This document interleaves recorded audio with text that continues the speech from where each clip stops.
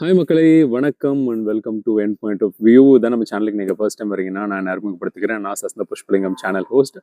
And நீங்கள் first time இருக்கிறது இருக்கட்டும், நானே வந்து வெகு நாட்கள் கழித்து தான் சேனல் பக்கமே வரேன். நடுவில் ஒரு பெரிய கேப் எடுக்க வேண்டிய ஒரு கட்டாயம். ஸோ கடைசியாக அரண்மனை 4 ரிவ்யூ போட்டிருப்போம்னு நினைக்கிறேன் ஃபேமிலியோட. அதோட இப்போ தான் வரேன். I'm really sorry. இதுக்கப்புறம் பெரிய கேப்ஸ் எதுவும் இருக்காது, பெரிய கேப்ஸ் இருக்காது. இனிமேல் ரெகுலர் இன்டர்வல்ஸில் கன்சிஸ்டண்ட்டாக movie reviews, web series reviews, அப்புறம் என்னுடைய பர்சனல் vlog ஷார்ட்ஸ் அதெல்லாம் வந்து உங்களுக்காக அப்லோட் பண்ணிக்கிட்டே இருக்க போகிறேன். அண்ட் இன்னைக்கு என் பாயிண்ட் ஆஃப் வியூவில் நாம் ரிவ்யூ பண்ண போகிற திரைப்படம் நெட்ஃப்ளிக்ஸில் இப்போ ரீசெண்டாக தமிழ்லேயே டப் ஆகி ரிலீஸ் ஆகிருக்கு. சித்தார்த் பி மல்ஹோத்ரா அவருடைய இயக்கத்தில் யஷ்ராஜ் ஃபிலிம்ஸ், பெரிய ப்ரொடக்ஷன் ஹவுஸு, அவங்க தயாரிப்பில் ஜுனைத் கான், அதாவது நம்ம அமீர் கான் அவருடைய சன் ஹீரோவாக நடித்து, ஜெய்தீப் அஹ்லாவத் அவர் வில்லனா நடிச்சு, ஷாலினி பாண்டே ஹீரோயினா நடிச்சு வெளியாகிருக்கிற திரைப்படம் மகாராஜ். இந்த திரைப்படத்தோட கதைக்களம் என்னன்னு பார்த்தோம்னா, 1862 பிரிட்டிஷர்ஸ் நம்ம நாட்டை வந்து ரூல் பண்ணிட்டு இருந்த அந்த டைம்ல வந்து மகாராஜ் லெபல் கேஸ் அப்படின்ற ஒரு கேஸு பாம்பே சுப்ரீம் கோர்ட்ல வந்து நடந்திருக்கு. அண்ட் அந்த கதையை பேஸ் பண்ணி சௌரவ் ஷா அப்படின்ற ஒரு நபர் வந்து மகாராஜ் அப்படின்ற ஒரு நாவல் எழுதியிருக்காரு. ஸோ அந்த நாவலை தழுவி இவங்க அந்த திரைப்படத்தை வந்து எடுத்திருக்காங்க.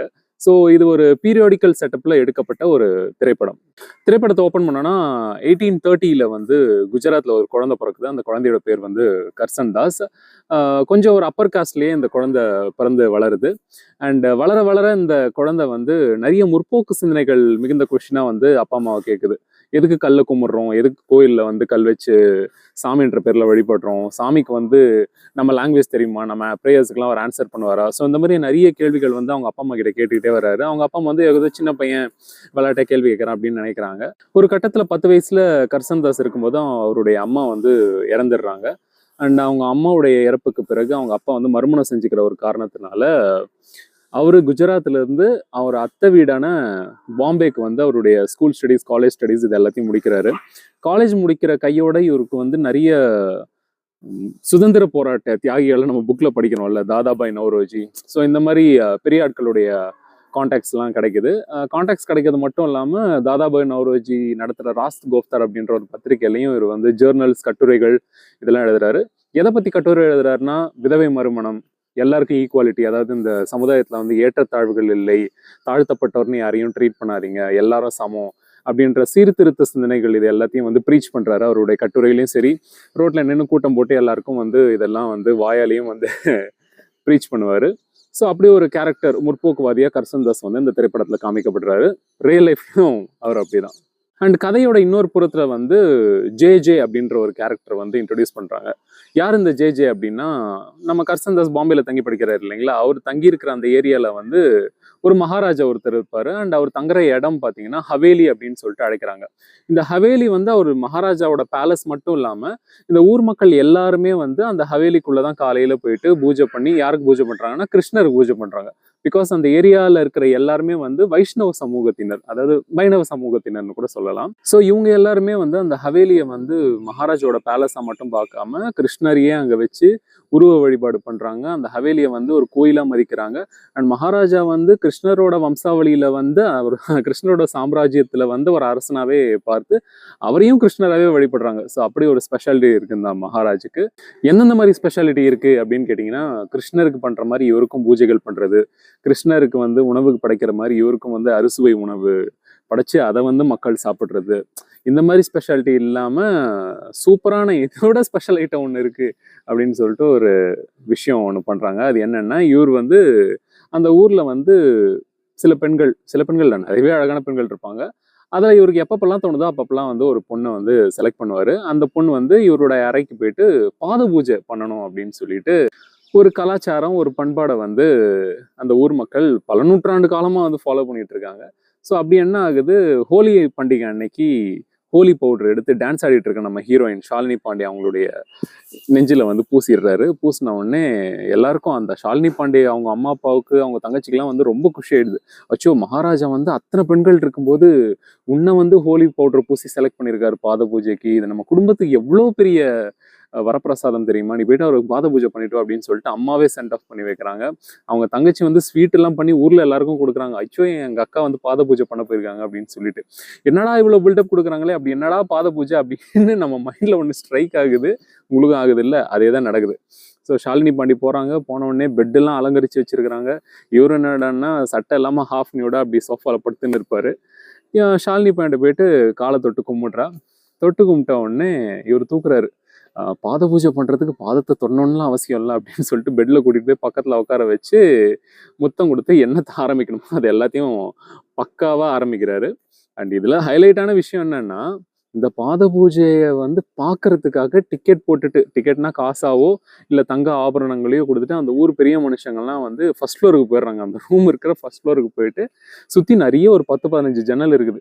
எல்லா ஜன்னலையும் கையெடுத்து கும்பிட்டுட்டு கண்ணீர் மல்க பாக்குறாங்க. அது டேய் என்னடா ஒரு இன்டர் கோர்ஸ் நடக்குது, அதனடா கண்ணீர் மல்க பாக்குறீங்க அப்படின்னா, படத்துல சொல்றாங்க இதெல்லாம் வந்து பாக்குறது வந்து வாழ்க்கையில அடைய வேண்டிய புண்ணியமாமா, அதை பாக்குறது மூலமா சொர்க்கத்தையே அடைஞ்சிருவாங்க அப்படின்ற அளவுக்கு பேசுறானுங்க. ரைட்டு, இப்படி ஒரு மூட நம்பிக்கைக்கு நடுவுல நம்ம ஹீரோ வந்து அந்த டைம்ல ஹீரோயினை தேடிட்டு இருப்பாரு. ஏன்னா அந்த ஹோலி சாங் நடக்கும் போதே இவங்க 2 பேருக்கு நடுவுல ஒரு ரொமான்டிக்கான டான்ஸ் எல்லாம் போயிட்டு இருக்கும். பிகாஸ் இவங்க 2 பேரும் ஆல்ரெடி எங்கேஜ் ஆகி கமிட் ஆயிட்டு இருப்பாங்க. பாட்டுக்கு நடுவுல எங்கடா நம்ம ஹீரோயினை காணோம் அப்படின்னு சொல்லிட்டு கர்சன் தாஸ் வந்து சுத்தி சுத்தி தேடுறாரு. ஒரு லேடிஸ் குரூப் ஒருத்தவங்க போவாங்க.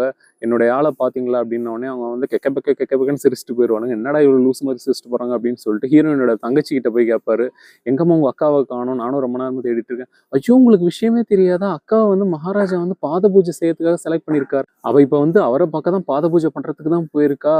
அந்த சந்தோஷமான விஷயத்த ஷேர் பண்ணுன்றதுக்காக தான் நாங்க வீட்டுல எல்லாரும் வந்து ஸ்வீட் செஞ்சு ஊருக்கே கொடுத்துட்டு இருக்கோம் அப்படின்னு சொல்லுவா. சரி ஓகே, இவ பாத பூஜை பண்ண தானே போயிருக்கா, அங்க போயிட்டே பாத்துக்கலாம் அப்படின்னு சொல்லிட்டு நம்ம ஹீரோ போறாரு.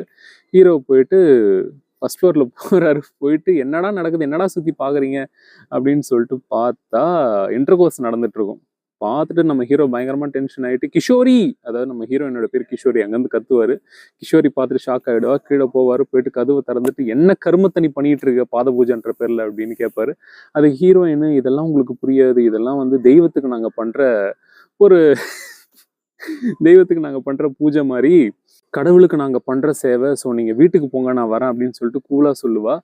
அண்ட் இவன் பயங்கரமா டென்ஷன் ஆயிடுவான். நீ படிச்ச பொண்ணு தானே, நீயே இந்த மூட நம்பிக்கையெல்லாம் ஃபாலோ பண்றியே, இதெல்லாம் வந்து உனக்கு அசிங்கமா இல்லையா, தயவு செஞ்சு முதல்ல வெளில கிளம்பு அப்படின்னும் போது நம்ம ஜே வில்லன் சொல்றாரு, கிஷோரி உனக்கு இதுல விருப்பம் இல்லைன்னா நீ இப்பவே இங்க இருந்து கிளம்பலாம் அப்படின்னு பெரிய மனுஷன் மாதிரி பேசுறாரு. அது கிஷோரி வந்து இல்ல நான் இங்க இருக்கேன், கர்சன் தாஸ் நீங்க வீட்டுக்கு போங்க, நான் பின்னாடியே வரேன் அப்படின்னு சொல்லி அவனை அசிங்கப்படுத்தி அமுச்சு விட்டுருவா. ஸோ கர்சன் தாஸுக்கும் கிஷோரிக்கும் இதனால பயங்கரமா கருத்து வேறுபாடு ஆகி 2 பேரும் பிரேக்கப் அளவு போயிடுவாங்க. அண்ட் ஆல்ரெடி என்கேஜ்மெண்ட் பண்ணி வச்சிருந்த அந்த கல்யாணத்தை வந்து நம்ம ஹீரோ கர்சன் தாஸ் வந்து நிறுத்திடுறாரு பஞ்சாயத்துல சொல்லி. இதனால மன உளைச்சலுக்கு ஆளாகிற நம்ம ஹீரோயின் கிஷோரி ஸ்ட்ரெயிட்டா மகாராஜ்கிட்ட போறாங்க. உங்களையே கடவுளா நினைச்சு என்னையும் உங்களுக்கு அர்ப்பணிச்சு சேவை பண்ணேன், இதை புரிஞ்சுக்காத என்னுடைய ஃபியான்சே கர்சன் தாஸ் வந்து இந்த கல்யாணத்தை வந்து கால் ஆஃப் பண்ணிட்டாரு, கேன்சல் பண்ணிட்டாரு.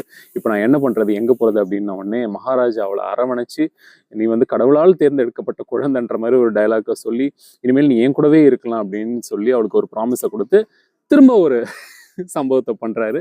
பண்ணிட்டு காலையில எழுந்து பாக்குறாங்க நம்மளுடைய ஹீரோயின். எழுந்து பார்த்தா மகாராஜ் இல்ல. கேக்குறாங்க மகாராஜ் எங்க போயிருக்காருன்னு. அவர் இன்னொரு பூஜைக்கு போயிருக்காங்கன்னு சொல்லிட்டு அங்க இருக்கிற பணிப்பெண் சொல்றாங்க. சரி எங்கதான் பூஜைக்கு போயிருக்காரு அப்படின்னு சொல்லிட்டு நம்ம ஹீரோயின் வெளியில வந்து பாக்குறாங்க. பார்த்தா இன்னொரு ஒரு ரூமுக்கு முன்னாடி அவருடைய செருப்பு வெளியில இருக்கும். அந்த செருப்பை போயிட்டு தொட்டு வணங்கிட்டு என்னதான் நடக்குதுன்னு காது வச்சு கேட்டா ஹீரோயினோட சிஸ்டர், அவளையும் வந்து விட்டு வைக்காம நம்ம மகாராஜ் என்ன பண்ணுவாரு, செக்ஷுவல் இன்டர்கோர்ஸ்க்கு வந்து அதே பிட்டு, நீ வந்து கடவுளால் தேர்ந்தெடுக்கப்பட்ட குழந்தை, நீ என் கூடவே இருக்கலாம் அப்படின்னு சொல்லி அவ கூட இன்டர்கோர்ஸ் பண்ண ஆரம்பிக்கிற அந்த நேரத்துல ஹீரோயின் உள்ள பூந்து, இதுதான் உன்னுடைய உண்மையான முகமா, என்னுடைய காதலன் கர்சன் தாஸ் முன்னாடியே சொன்னான், அவனை நான் பேச்ச நான் கேட்டிருக்கணும், உங்ககிட்ட போய் உன் வலையில விழுந்த பாரு அப்படின்னு சொல்லி தங்கச்சியும் பிடிச்சி இழுத்துட்டு வந்துட்டு, அச்சோ நம்ம வாழ்க்கை போச்சே அப்படின்ற ஒரு மன விரக்தியில என்ன பண்றாங்க, நம்ம ஹீரோயின் சூசைட் பண்ணி செத்து போயிடுறாங்க. கர்சன் தாஸ் தன்னுடைய காதலி கிஷோரியை மன்னிச்சு, சரி ஓகே கல்யாணத்தை வந்து நம்ம கேன்சல்லாம் பண்ண தேவையில்ல, நம்ம அவளையே கல்யாணம் பண்ணிக்கலாம் பெரியவங்க கிட்ட பேசி அப்படின்னு முடிவு பண்ற அந்த நேரத்துல கிஷோரி தற்கொலை பண்ணிக்கிற காரணத்தினால கர்சன் தாஸ் வந்து ரொம்ப ஆவேசம் அடைகிறாரு. ஸ்ட்ரெயிட்டா போயிட்டு மகாராஜா கிட்ட சாபன்ற பாருங்க சவால் விடுறாரு.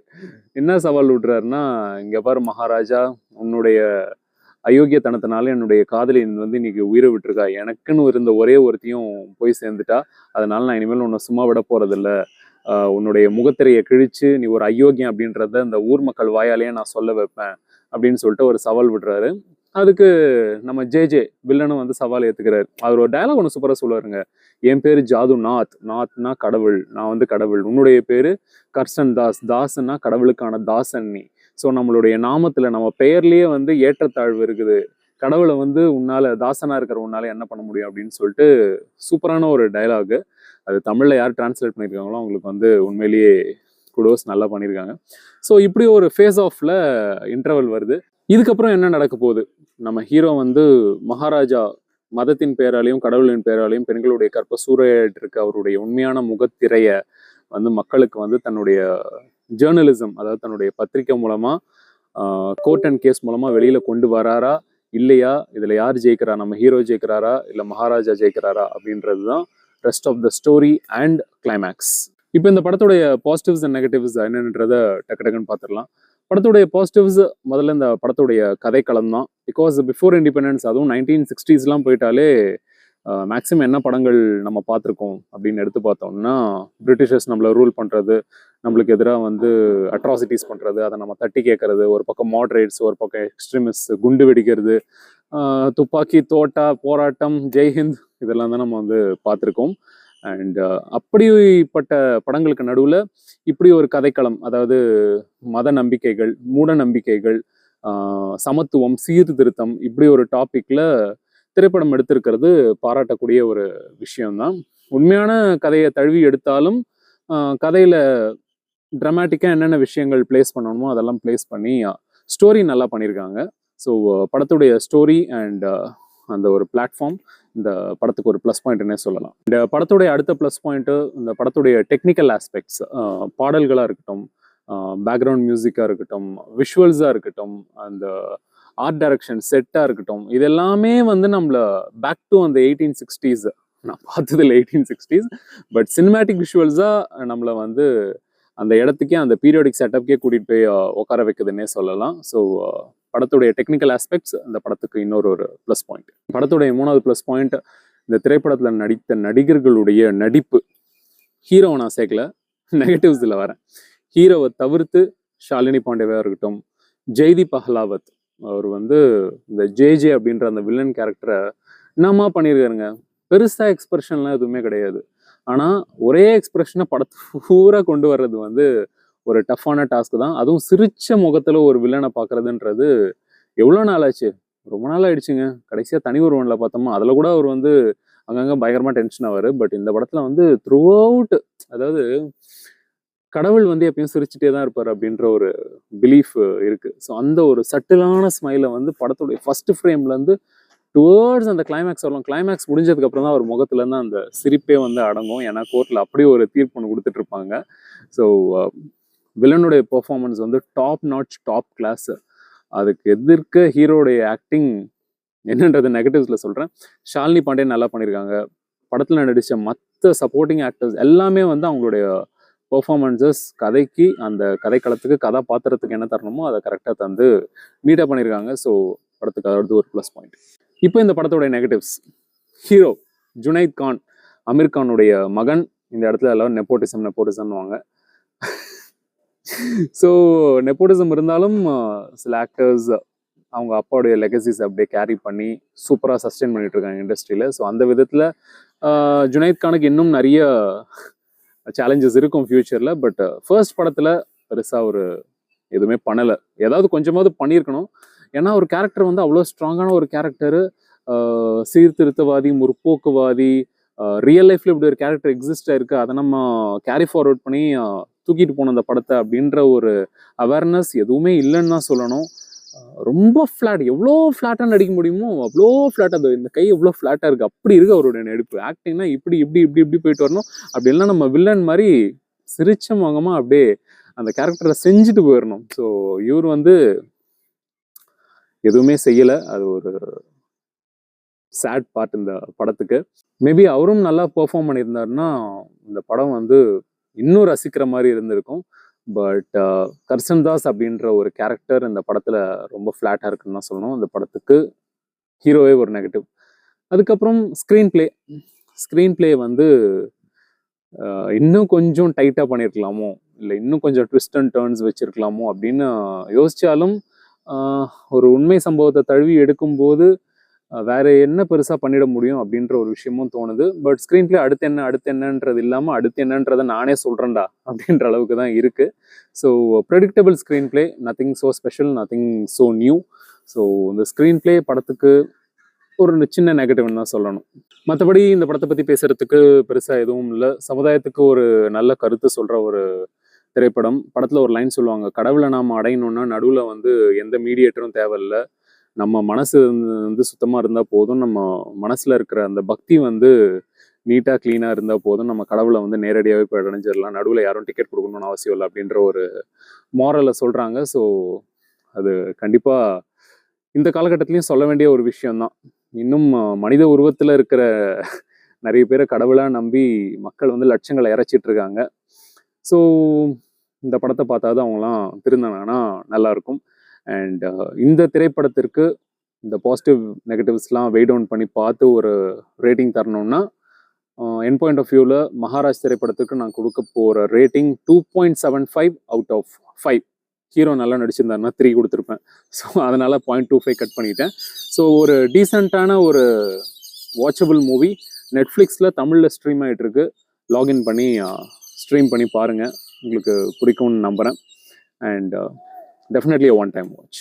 அண்ட் இந்த ரிவ்யூ உங்களுக்கு பிடிச்சதுன்னா இந்த வீடியோக்கு ஒரு லைக் கொடுத்துட்டு உங்கள் ஃப்ரெண்ட்ஸ் அண்ட் ஃபேமிலிக்கு ஷேர் பண்ணுங்கள். அண்ட் மறக்காமல் சப்ஸ்கிரைப் பண்ணிவிட்டு அந்த பெல் ஐக்கனையும் கொஞ்சம் அழுத்திட்டிங்கன்னா நான் தொடர்ந்து போடுற ரிவ்யூஸ் அண்ட் vlogs எல்லாமே வந்து உங்களுக்கு நோட்டிஃபை ஆகும். அண்ட் இதே மாதிரி இன்னொரு திரைப்பட ரிவ்யூவோட மீண்டும் உங்களை விரைவில் சந்திக்கும் வரையில் உங்களிடமிருந்து விடைபெறுவது Sasantha Pushpalingam. Take care, bye bye, see you and peace.